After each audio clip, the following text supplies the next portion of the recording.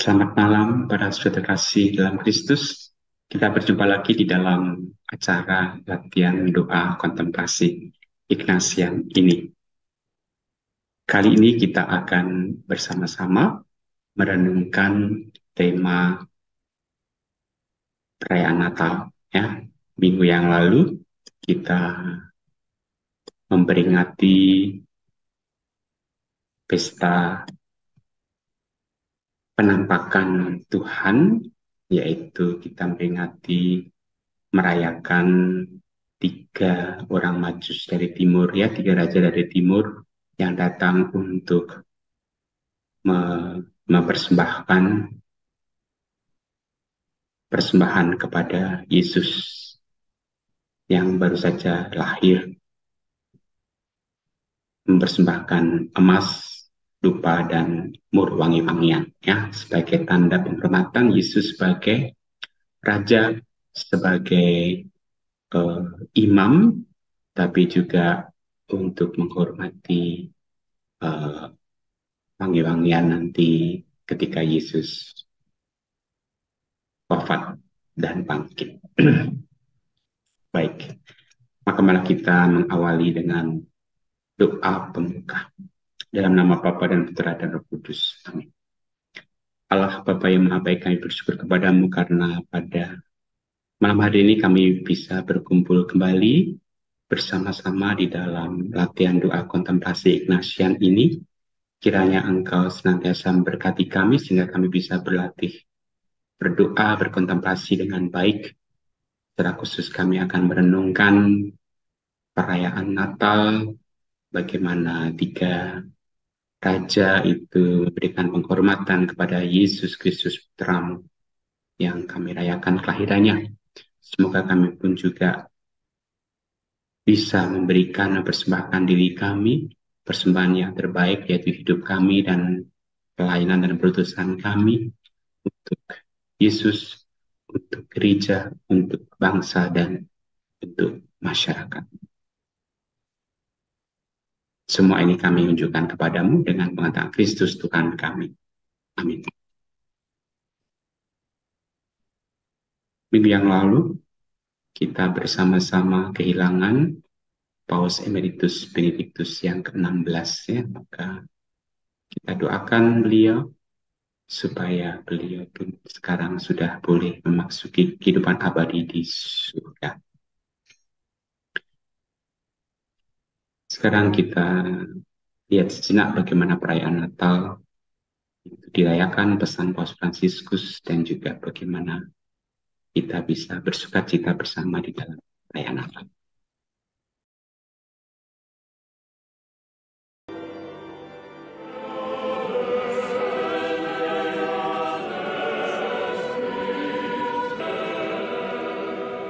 Pemimpin umat Katolik dunia Paus Fransiskus menyoroti ketidakadilan perang serta mengecam dunia yang rakus akan uang, kekuasaan, dan kesenangan. Hal itu diungkapkan Paus saat memimpin Misa Kudus malam Natal di Basilika Santo Petrus Vatikan, Sabtu 24 Desember 2022. Meski tak menyebut Ukraina secara langsung, Paus mengindikasikan pesan Natal tahun ini untuk rakyat Ukraina dan semua orang yang mengalami kesulitan akibat perang. Paus juga meminta umat melampaui konsumerisme dan menemukan kembali maknanya dan mengingat mereka yang mengalami perang dan kemiskinan.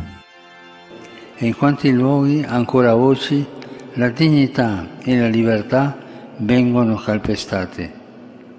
E sempre le principali vittime della voracità umana sono i fragili, i deboli. Sejak Rusia menginvasi Ukraina pada Februari lalu, Paus terus berbicara menentang perang pada setiap kemunculannya di publik. Misa malam Natal di Basilika Santo Petrus dihadiri ribuan umat setelah beberapa tahun dilakukan terbatas karena COVID-19.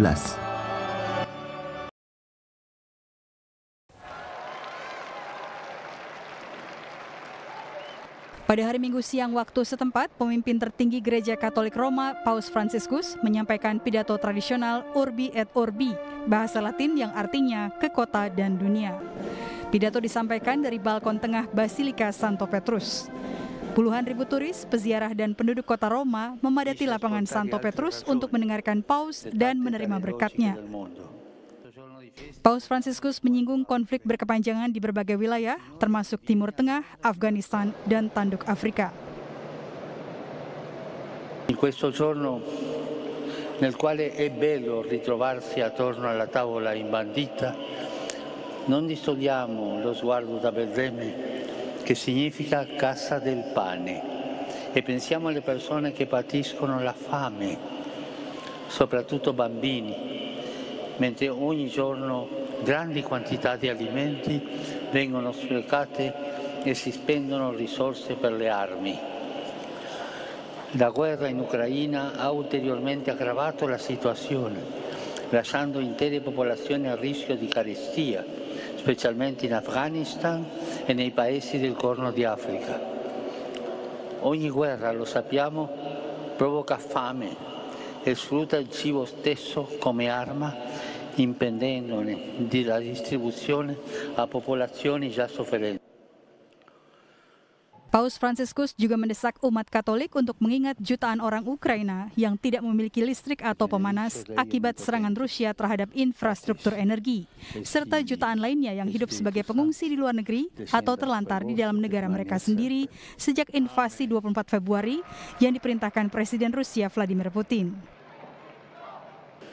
Se vogliamo che sia Natale, il Natale di Gesù e della pace, guardiamo a Betlemme e fissiamo lo sguardo sul volto del bambino che è nato per noi. E in quel piccolo viso innocente riconosciamo quello dei bambini che in ogni parte del mondo anelano la pace. Il nostro sguardo si riempie dei volti dei fratelli e delle sorelle ucraini che vivono questo Natale al buio, al freddo, lontano dalle proprie case, a causa della distruzione causata da 10 mesi di guerra. Il Signore ci renda pronti a gesti concreti di solidarietà per aiutare quanto stanno soffrendo e illumini le menti di chi ha il potere di far tacere le armi e porre fine subito a questa guerra insensata. Purtroppo si preferisce ascoltare altre ragioni, dettate dalle logiche del mondo. Paus Fransiskus berdoa agar Tuhan menerangi pikiran mereka yang memiliki kekuatan untuk membungkam gemuruh senjata dan segera mengakhiri perang yang menurutnya tidak masuk akal itu.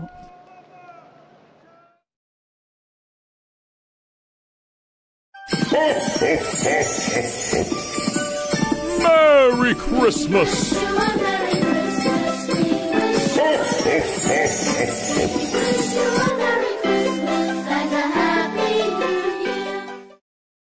14 tradisi hari Natal untuk memeriahkan suasana bersama keluarga. Setiap tanggal 25 Desember, umat Kristiani merayakan Natal sebagai hari kelahiran Yesus Kristus. Tidak heran, perayaan hari Natal menjadi tradisi yang membawa kebahagiaan tersendiri. Bila kamu bosan dalam melakukan tradisi Natal yang sama setiap tahunnya, kamu bisa mencoba berbagai ide kegiatan lain yang dapat memberikan kesenangan bagi kamu dan anggota keluarga. Ide tradisi Natal seru bersama anggota keluarga. Berikut beberapa ide tradisi yang dapat kamu lakukan bersama anggota keluarga saat memperingati hari lahirnya Yesus Kristus. 1. Tradisi Natal Hide and Seek. Salah satu hal yang disukai anak-anak dari perayaan Natal adalah mendapatkan kado favorit mereka. Agar membuat momen ini semakin berkesan, kamu bisa mengajak si kecil untuk mencari hadiah yang telah disembunyikan. Kamu bisa menyembunyikan hadiah berupa mainan kecil dan permen, baik di dalam laci penyimpanan maupun menggantungnya di pohon Natal. 2. Menghias pohon Natal bersama. Saat bulan Desember tiba, memasang dan menghias pohon Natal sudah menjadi tradisi yang paling ditunggu-tunggu. Pohon ini menggambarkan simbol agar kehidupan rohani kita selalu bertumbuh dan menjadi saksi yang indah bagi orang di sekitar. Kegiatan ini juga bisa kamu gunakan untuk meningkatkan kreativitas anak, melatih motorik, dan melatih kemampuan komunikasinya. 3. menggantung kartu berisi pesan manis. Saat ini, mengirimkan pesan dengan kartu memang sudah jarang dilakukan. Namun, tidak ada salahnya jika kamu kembali menuliskan pesan singkat di kartu buat keluarga dan menggantungnya di pohon Natal. 4. Beribadah ke gereja. Beribadah bersama keluarga dan teman di momen Natal tentu menyenangkan. Nah, kamu bisa mengajak mereka untuk melakukan ibadah di gereja terdekat, lalu luangkan waktu untuk berkumpul agar semakin dekat. 5. Menonton film. Menonton film merupakan salah satu aktivitas menyenangkan untuk mengisi malam Natal bersama seluruh anggota keluarga. Kamu bisa memilih film bertemakan Natal yang bisa ditonton bareng anak-anak. 6. Membuat kue Natal. Kamu bisa memeriahkan Natal dengan membuat hidangan dessert dan kue Natal. Tidak hanya bisa dinikmati bersama keluarga, kamu bisa menjadikannya sebagai buah tangan buat teman yang datang berkunjung. 7. Gunakan warna baju senada. Saat Natal tiba, akan menyenangkan jika seluruh anggota keluarga mengenakan baju kembaran. Kamu bisa memakainya ketika menyantap makan malam dan membuka hadiah bersama. Lalu, abadikan momen tersebut. 8. Menggantung kaos kaki Natal. Menggantung kaos kaki sudah menjadi tradisi turun-temurun. Konon, Santa Claus akan meletakkan hadiah pada kaos kaki untuk setiap anak yang berbuat baik. 9. Berbagi hadiah. Ada banyak cara untuk berbagi kebahagiaan dengan orang lain. Salah satunya adalah memberi kado Natal untuk kepada banyak orang, baik untuk anak-anak di panti asuhan maupun panti jompo. Aktivitas ini dapat menjadi tradisi Natal yang membawa nilai positif. 10. Membuat playlist lagu Natal. Suasana Natal akan semakin menyenangkan dengan musik khas Natal. Cobalah buat beberapa playlist lagu Natal yang disukai banyak orang, seperti White Christmas, Silent Night, dan First Mule. Kemudian, setel lagu tersebut di rumah melalui speaker audio. 11. Menghias ruangan dengan berbagai ornamen Natal. Dekorasi Natal terbaik bisa menghadirkan sukacita di hari yang penuh kebahagiaan ini. Gunakan hiasan bernuansa Natal seperti pajangan Santa Claus, hiasan berbentuk rusa, dan pohon Natal kecil untuk mempercantik rumah. 13. Bertukar kado. Salah satu tradisi Natal yang sering dilakukan adalah bertukar kado dengan anggota keluarga. Tidak hanya untuk memeriahkan suasana Natal, acara ini juga bisa membuat kenangan bersama keluarga. Pilih hadiah tukar kado yang bisa berkesan. 14. Makan malam. Belum lengkap rasanya jika merayakan hari Natal tanpa makan bersama keluarga. Apalagi, tradisi bersantap ini dapat menjadi momen untuk membangun keakraban dan berbagi cerita kehidupan sehari-hari. Itulah beberapa tradisi Natal yang dapat dilakukan bersama anggota keluarga dan kerabat terdekat.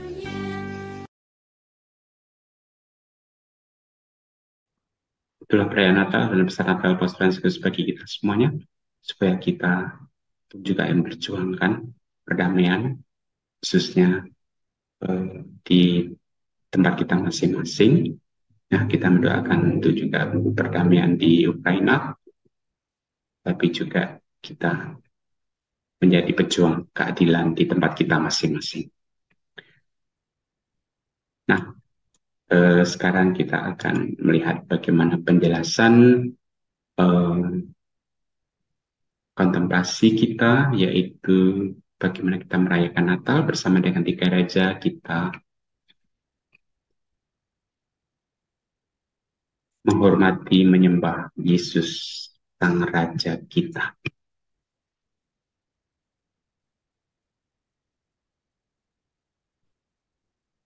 Perikop yang kita renungkan itu diambil dari Matius bab 2 ayat 1-12 ya, orang Majus dari timur. Sesudah Yesus dilahirkan di Bethlehem di tanah Yudea pada zaman Raja Herodes, datanglah orang-orang Majus dari timur ke Yerusalem dan bertanya-tanya, di manakah dia raja orang Yahudi yang baru dilahirkan itu. Kami telah melihat bintangnya di timur dan kami datang untuk menyembah dia. Ketika Raja Herodes mendengar hal itu, terkejutlah ia beserta seluruh Yerusalem. Maka dikumpulkannya semua imam kepala dan ahli Taurat bangsa Yahudi, lalu dimintanya keterangan dari mereka di mana Mesias akan dilahirkan. Mereka berkata kepadanya, di Bethlehem, di tanah Yudea, karena demikianlah ada tertulis dalam kitab Nabi, dan engkau Bethlehem, tanah Yehuda, engkau sekali-kali bukanlah yang terkecil di antara mereka yang memerintah Yehuda, karena daripada mula akan bangkit seorang pemimpin yang akan mengembalakan umatku Israel. Lalu dengan diam-diam Herodes memanggil orang-orang Majus itu dan dengan teliti bertanya pada mereka bila mana bintang itu nampak. Kemudian dia menyuruh mereka ke Bethlehem, katanya, pergi dan selidikilah dengan seksama hal-hal mengenai anak itu dan segera sudah kamu menemukan dia, kabarkanlah kepadaku supaya aku pun datang menyembah dia. Setelah mendengar kata-kata raja itu, berangkatlah mereka. Dan lihatlah bintang yang mereka lihat di timur itu mendahului mereka hingga tiba dan berhenti di atas tempat di mana anak itu berada. Ketika mereka melihat bintang itu, sangat bersukacitalah mereka. Maka masuklah mereka dalam rumah itu dan melihat anak itu bersama dengan Maria ibunya, lalu sujud menyembah dia. Mereka pun membuka tempat harta bendanya dan persembahkan persembahan kepadanya, yaitu emas, kemenyan, dan mur. Dan karena diperingatkan dalam mimpi supaya jangan kembali kepada Herodes, maka pulanglah mereka ke negerinya melalui jalan lain. Nah, sekarang kita lihat videonya.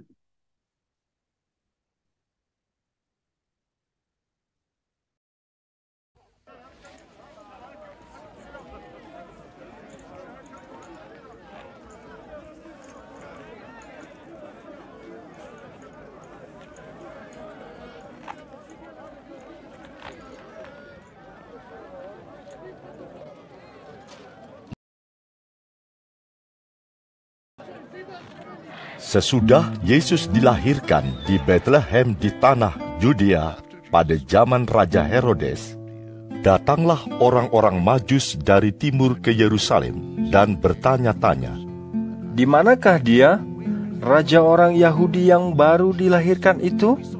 Kami telah melihat bintangnya di timur, dan kami datang untuk menyembah dia."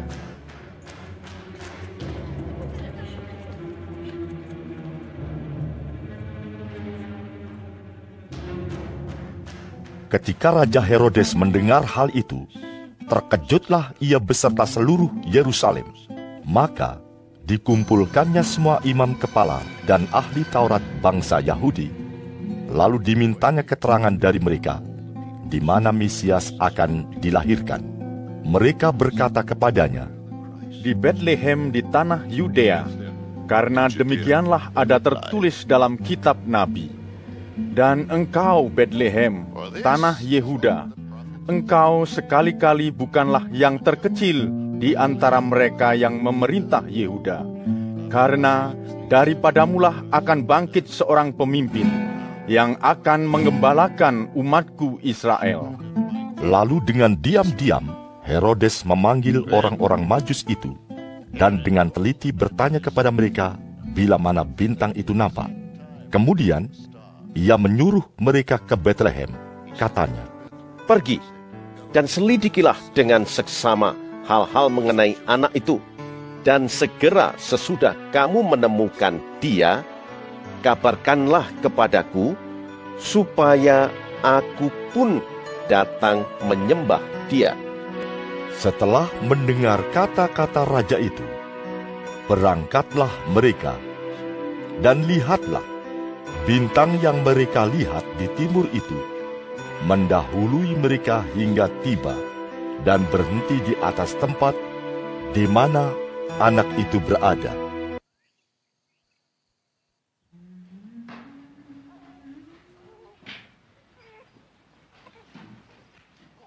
Ketika mereka melihat bintang itu, sangat bersukacitalah mereka. Maka masuklah mereka ke dalam rumah itu, dan melihat anak itu bersama Maria, ibunya, lalu sujud menyembah dia. Mereka pun membuka tempat harta bendanya dan mempersembahkan persembahan kepadanya, yaitu emas, kemenyan, dan mur. Dan karena diperingatkan dalam mimpi, supaya jangan kembali kepada Herodes, maka pulanglah mereka ke negerinya melalui jalan lain. Nah, sekarang kita masuk di dalam langkah-langkah bagaimana kita berkontemplasi. Seperti biasa kita mulai dengan doa persiapan, kemudian ada 3 pendahuluan, yaitu kita ingat ceritanya, kita mohon rahmat Tuhan, ya, dan juga kita melihat tempatnya. Kemudian ada 3 pokok renungan, lalu percakapan dengan Yesus.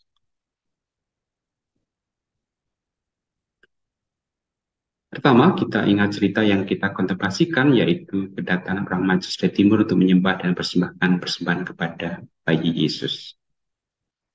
Kemudian kita membayangkan tempat di dalam angan kita, imajinasi kita, kontemplasi kita, ya, dan melihat gambaran perjalanan panjang orang Majus dari timur itu, dan juga ketika mereka masuk rumah menemui Yesus yang baru dilahirkan. Ya.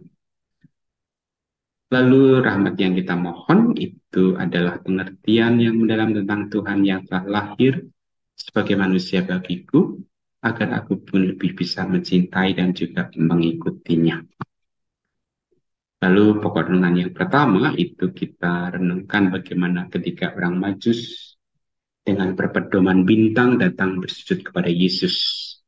Kata mereka, kami telah melihat bintangnya di timur dan kami datang untuk menyembahnya.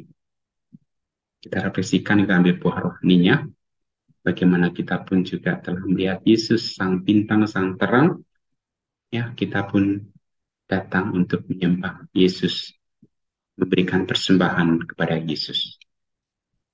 Lalu pokok yang kedua, itu kita merenungkan bagaimana ketika Majus ini menyembah Yesus, memberikan persembahan,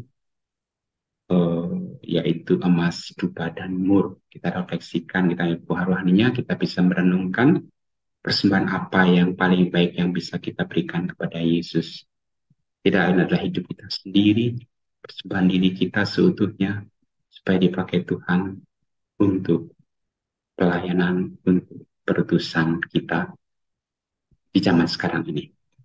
Kemudian pokok yang ketiga, kita merenungkan bagaimana mereka diingatkan Tuhan untuk tidak kembali kepada Herodes dan melewati jalan yang lain untuk pulang ke negeri mereka. Kita refleksikan, kita buah rohaninya. Di sini kita melihat bagaimana Tuhan membimbing mereka agar anak-anak Yesus selamat dari ancaman Herodes yang mau membunuhnya. Bagaimana Tuhan selalu menyelenggarakan hidup mereka, dan tentu juga hidup kita semuanya. Kita renungkan, kita refleksikan dalam kontemplasi ini. Kemudian jangan lupa kita mengadakan percakapan dengan Yesus, ya, ataupun dengan 3 orang Majus, ataupun dengan Bunda Maria, dengan Santo Yusuf. Nah, kita masuk di dalam peristiwa itu seperti seolah-olah benar-benar kita berada di situ, melihat ketiga raja, 3 orang Majus, melihat anak-anak Yesus, Bunda Maria, Santo Yusuf, para gembala yang lain, hewan, domba, sapi, dan seterusnya, ya, supaya semuanya hidup. Baik, malah sekarang kita mengawali latihan kontemplasi kita. Kita masuk dalam keheningan, kita menyadari kehadiran Tuhan di tengah-tengah kita, kita menyadari situasi kita, pernafasan kita, perasaan-perasaan pada tubuh kita. Kita dengarkan juga suara-suara sekitar, agar kita pun bisa masuk dalam keheningan, bisa merasakan kehadiran Tuhan.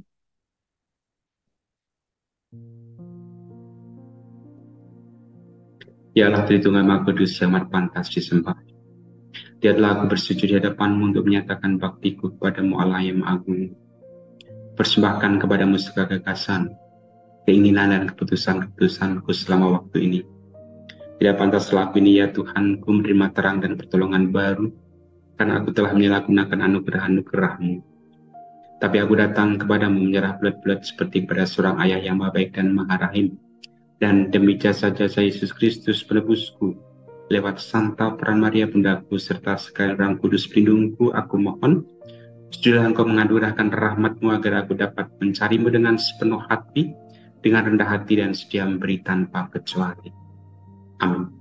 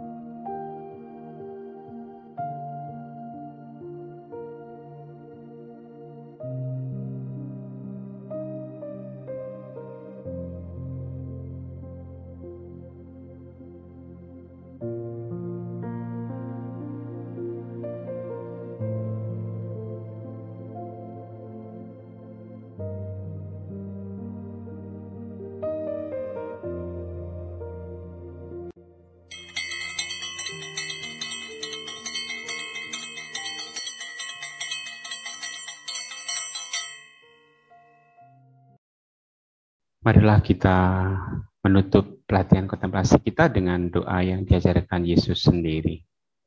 Bapa kami yang ada di surga, dimuliakanlah namamu, datanglah kerajaanmu, jadilah kehendak-mu di atas bumi seperti di dalam surga. Berilah kami rezeki pada hari ini, dan ampunilah kesalahan kami, seperti kami pun mengampuni yang bersalah kepada kami. Dan janganlah masukkan kami ke dalam pencobaan, tetapi bebaskanlah kami dari yang jahat. Amin. Nah, para saudara kasih, bagaimana latihan kontemplasi kita ini? Semoga kita pun semakin bisa mencintai Yesus yang lahir untuk kita, menebus kita, menyelamatkan kita. Kita menjadi alat di tangan Yesus untuk melanjutkan karya pewartaan melalui hidup dan perutusan kita, pelayanan kita, pekerjaan kita. Nah, sekarang kita akan melihat beberapa peringatan di bulan Januari ini. Pertama, tanggal 1 Januari yang lalu kita membuka awal tahun baru dengan memperingati Santa Maria Bunda Allah. Maria disebut sebagai Bunda Allah, ditetapkan di dalam konsili di Efesus ya, abad ke-5 tahun 451. Di situ Maria tidak hanya disebut Bunda Kristus tapi juga Bunda Allah, karena Yesus yang dikandung dilahirkan itu adalah Allah sendiri. Iman akan kealahan Yesus itulah yang diungkapkan melalui sebutan Maria sebagai Bunda Allah. Maka mengawali tahun baru ini, kita diajak bersama-sama dengan Bunda Maria untuk meneladani Bunda Maria, untuk melaksanakan kehendak Tuhan sepanjang tahun baru ini dengan semangat yang baru, harapan yang baru, iman dan juga cinta kasih. Lalu tanggal 2 Januari itu kita bersama memperingati Santo Basilius Agung dan Santo Gregorius dari Nazianze ya. Keduanya merupakan uskup dan pujangga gereja. Nah, Santo Basilius Agung itu lahir tahun 330 di Konstantinopel, ya, Istanbul, Turki sekarang, wafat tahun 379. Dia seorang uskup di Kaisaria dan juga pujangga gereja, ya, seorang teolog melawan Arianisme yang tidak mempercayai kealahan Yesus. Mereka berdua bersahabat, sedangkan Gregorius dari Nazianze itu lahir juga tahun yang sama, tahun 330 di Nazianze, Kapadocia, Asia Kecil, wafat tahun 390. Dia diangkat sebagai uskup di Konstantinopel. Jadi beberapa yang ulung juga menentang bid'ah Arianisme.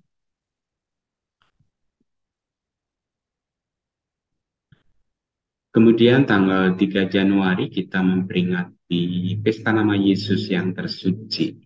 Nah, ini merupakan pesta nama serikat Yesus ya, yang menyandang nama Yesus. Maka kata IHS yang sering kita lihat di gereja dan di manapun sebagai logo dari serikat Yesus, para Yesuit, IHS berarti Jesu Hominum Salvator, Yesus penyelamat manusia.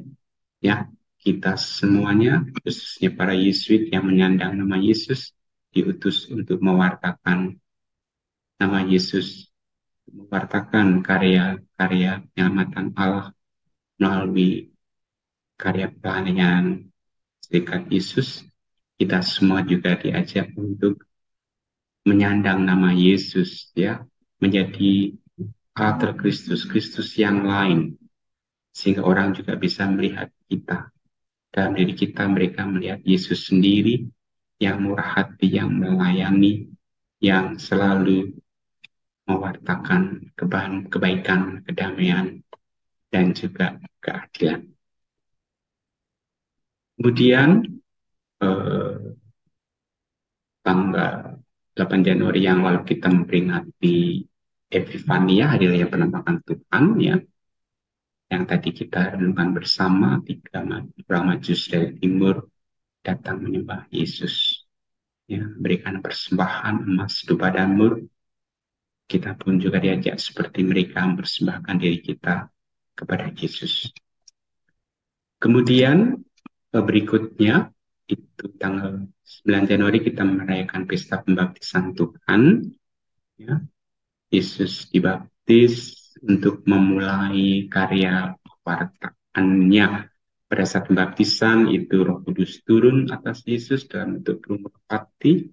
Yohanes memberikan kesaksian atasnya, dan suara Allah Bapa dengar, inilah anakku yang kukasihi. Allah Tritunggal tampak di dalam peristiwa pembaptisan ini.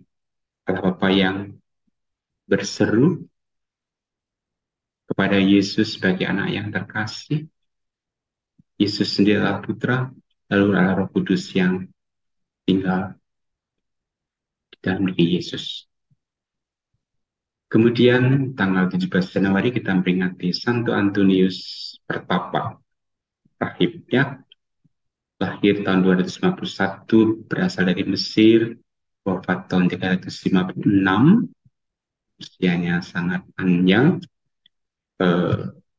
Sebagai pertapa, bapa dari para rahib, ya, yang pertama kali mengawali hidup kerahiban, hidup pertapa, ya, bertapa di padang gurun, lalu kemudian, ya, mengikuti sabda Yesus, barang siapa mengikuti aku harus meninggalkan sesuatu untuk mengikuti Yesus, ya.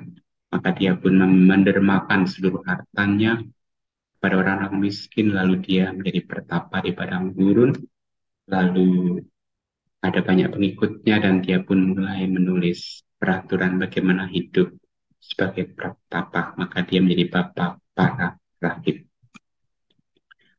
Kemudian tanggal 18 Januari kita memulai pekan doa sedunia untuk persatuan umat Kristiani, ya, 1 minggu 18 sampai 25 Januari.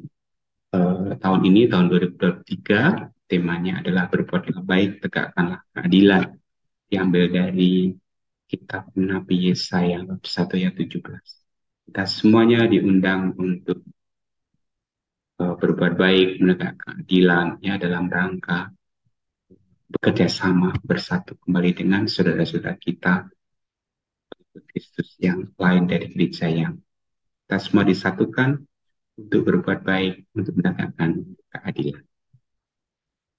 Kemudian tanggal 19 Januari kita memperingati Santo Yohanes Ogilvy dan kawan-kawan para martir Yesuitnya. Santo Yohanes Ogilvy berasal dari Skotlandia pada tahun 1579, ya, wafatnya 1616. Dia dan kawan-kawannya menjadi martir membela kepausan dan juga iman Katolik di tempat masing-masing, ya. Ada beberapa santo para martir Yesuit, yaitu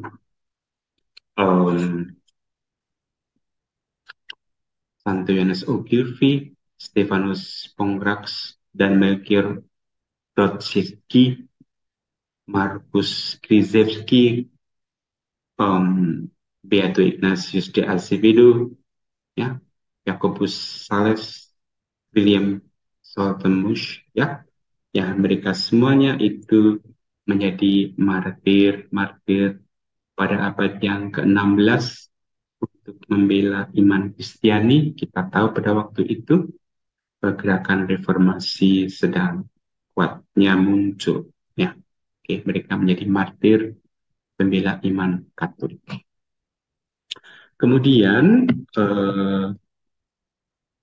tanggal 20 Januari kita memperingati Santo Paus, ya, Fabianus pertama dan Santo Sebastianus. Santo Paus Fabianus pertama ini hidup pada abad yang ketiga, berasal dari Roma, wafatnya tahun 250, ya, merupakan paus yang ke-20 membenahi administrasi gereja. Lalu Santo Sebastianus itu hidup abad yang ketiga, dari Narbonne Gaul Prancis, wafat sekitar tahun 288, jadi martir kesatria yang gagah berani membela iman akan Kristus. Dia sebagai seorang perwira yang bergiat untuk menolong orang-orang Kristiani dari pengejaran penganiayaan Kaisar Diocletianus waktu itu. Berikutnya, tanggal 21 Januari kita peringati Santa Agnes, ya, lahir sekitar tahun 291 dari Roma, wafat 21 Januari tahun 304, merupakan martir termuda berumur 12 tahun. Dia sudah menjadi martir pada masa Kaisar Diocletianus, ya, membela iman sehingga lalu dibunuh akan Kristus. Kemudian tanggal 24 Januari kita memperingati Santo Fransiskus Sales, lahir 21 Agustus 1467 di Perancis, wafatnya 28 Desember 1922 di Lyon, Perancis. Merupakan penjaga gereja, merintis penggunaan surat kabar untuk pewartaan. Kemudian tanggal 25 Januari kita memperingati bertobatnya Santo Paulus Rasul, ya. Rasul tangguh, hidup abad pertama dari Tarsus, wafat sekitar tahun 60-70. Dia semula itu Saulus, ya, menjadi penganiaya umat Kristiani, tapi akhirnya setelah bertobat karena berjumpa dengan Kristus dalam perjalanan ke Damaskus, akhirnya dia bertobat dan menjadi pewarta yang unggul sekaligus martir, menulis banyak surat untuk umat gereja perdana. Kemudian tanggal 26 Januari kita memperingati Santo Timotius dan Titus, ya, dua rekan perjalanan Paulus, ya. Santo Timotius lahirnya pada abad yang pertama dari Listra, wafat tahun 97, pemimpin jemaat di Efesus. Sedangkan Titus itu juga abad yang pertama, wafat tahun 96 di Kurina, Kreta, Yunani, sebagai pemimpin jemaat di Kreta. Kemudian tanggal 27 Januari kita memperingati Santa Angela Merici, lahir 21 Maret 1474, berasal dari Lombardia, ya, Desenzano, Italia, wafat 24 Januari 1540 di Brescia, Italia. Santa Angela Merici itu menjadi pendiri Ordo Santa Ursula, ya, pendidikan para mudi. Kemudian tanggal 28 Januari kita peringati Santo Thomas Aquino, Thomas Aquinas, ya, lahir tahun 1225 di Monte Cassino, Italia, wafat 7 Maret 1224 di Fossa, Lupa dekat Terracina, Italia. Karyanya menjadi budaya gereja, menulis buku-buku filsafat teologi yang terkenal oleh Summa Theologiae, ya. Seluruh teologi itu ditulis dalam beberapa jilid buku yang tebal begitu. Dia ahli filsafat dan teologi dan menjadi tentu saja pandangannya sampai sekarang juga masih kita ikuti. Kemudian tanggal 31 Januari kita memperingati Santo Yohanes Bosco, lahir 16 Agustus 1815 di Becchi, Castelnuovo di Piedmont, Italia, wafat 31 Januari 1888 di Torino, Italia. Beliau menjadi pendiri kongregasi Salesian Don Bosco, ya, memperhatikan membuat asrama dan bengkel untuk orang-orang muda, yang memberikan kongregasi SDB ini, dan juga banyak membantu orang-orang kecil. Baik, mari sekarang kita bersama berdoa untuk wujud pasuci bulan Januari ini. Marilah berdoa. Allah Bapa yang Maha Baik, bersama dengan Paus Fransiskus kami berdoa untuk wujud gereja pada bulan ini, wujud gereja universal untuk para pendidik. Kami berdoa untuk para pendidik, semoga mereka menjadi yang dapat dipercaya, mengajarkan persaudaraan daripada kondisi dan bantu mereka yang muda dan rentan. Untuk ini kami mohon, kabulkanlah doa kami. Untuk wujud gereja Indonesia, kami berdoa semoga tahun yang baru ini menjadi saat yang penuh rahmat, yang mendorong kami untuk optimis, percaya, dan berharap bahwa Roh-Mu sendiri akan menuntun dan membuka mata kami untuk bisa melihat kesempatan, peluang, dan jalan keluar dalam berbagai macam kesulitan, masalah, tantangan yang kami hadapi. Kami mohon, kabulkanlah doa kami ya Tuhan. Untuk wujud khusus kami berdoa semoga seluruh umat dapat mengambil bagian dalam hasrat sinodalitas Sri Paus sesuai dengan peran masing-masing, memajukan gereja yang berjalan bersama untuk kepentingan kebaikan masyarakat. Kami mohon, kabulkanlah doa kami ya Tuhan. Kami juga berdoa bagi kedamaian abadi Paus Benediktus yang ke-16, dan yang keberkenan untuk mengampuni segala dosanya, memberikan rahmat kedamaian abadi kepada beliau. Kami mohon, kabulkanlah doa kami ya Tuhan. Kami juga berdoa untuk keluarga kami masing-masing, kiranya Engkau akan memberikan rahmat, kesatuan, persaudaraan, kesejahteraan, sukacita, kedamaian dalam keluarga kami, rahmat kesehatan, sehingga kami pun bisa setia melaksanakan tugas kami untuk memuliakan Engkau melalui tugas perutusan, pelayanan, dan karya-karya kami. Kami mohon, kabulkanlah doa kami ya Tuhan. Untuk bangsa dan negara kami juga berdoa semoga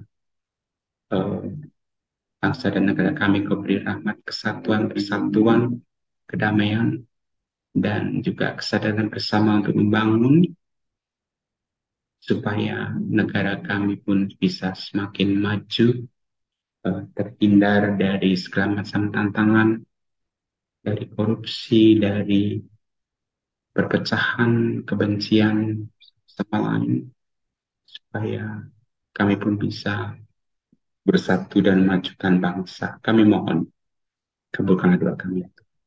Kita ini sejenak kita sampaikan doa-doa pribadi kita.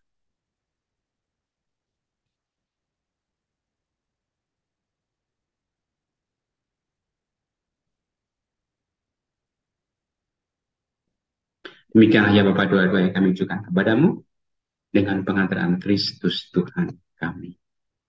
Amin. Kita bersama menutup dengan berkat. Allah Bapa yang baik, kami bersyukur atas rahmat kebersamaan kami dalam kontemplasi malam hari ini. Sekarang kami mohon berkat-Mu agar kami pun bisa lanjutkan karya perutusan kami, pelayanan kami untuk memuliakan Engkau dalam hidup kami. Semuanya kami mohon kepadamu dengan berkat Kristus Tuhan kami. Amin. Tuhan bersamamu dan bersama Roh-Mu. Semoga kita semuanya beserta keluarga dan juga seluruh pelayanan kita mendapatkan berkat Allah yang Maha Kuasa, Bapa dan Putra dan Roh Kudus. Amin. Terima kasih atas kebersamaan kita. Semoga di tahun yang baru ini kita semakin bersemangat untuk melayani, untuk membangun masyarakat. Terima kasih. Selamat malam, berkah.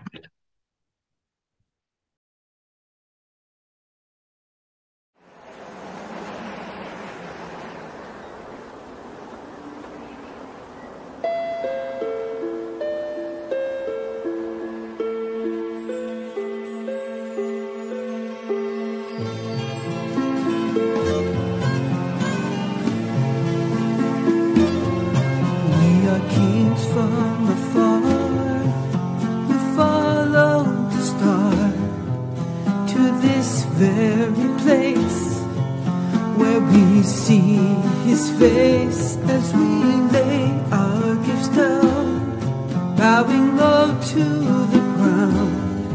Oh, our hearts rise to sing our praise to the King. We sing, holy, you're holy, O Lord God Almighty. Highest worship and honor we bring to you now. Oh, you're worthy, so worthy. We give you all glory in your presence, oh Lord. We bow. Oh, a small child has come, God's only Son given. Messiah is here, the Lamb of all heaven. Oh, joy to the world. There shines a great light for Jesus, on this silent night. We sing, holy, you're holy, O Lord God Almighty. Highest worship and honor we bring to you now. Oh, you're worthy, so worthy.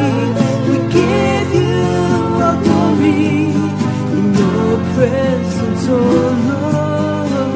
We bow. Oh, the song of the wise men still rings true today, from all who come to adore him with their hearts full of praise, singing, holy, you're holy, O Lord God Almighty. Highest worship and honor we bring to you now. Oh, you're worthy, so worthy. We give you all glory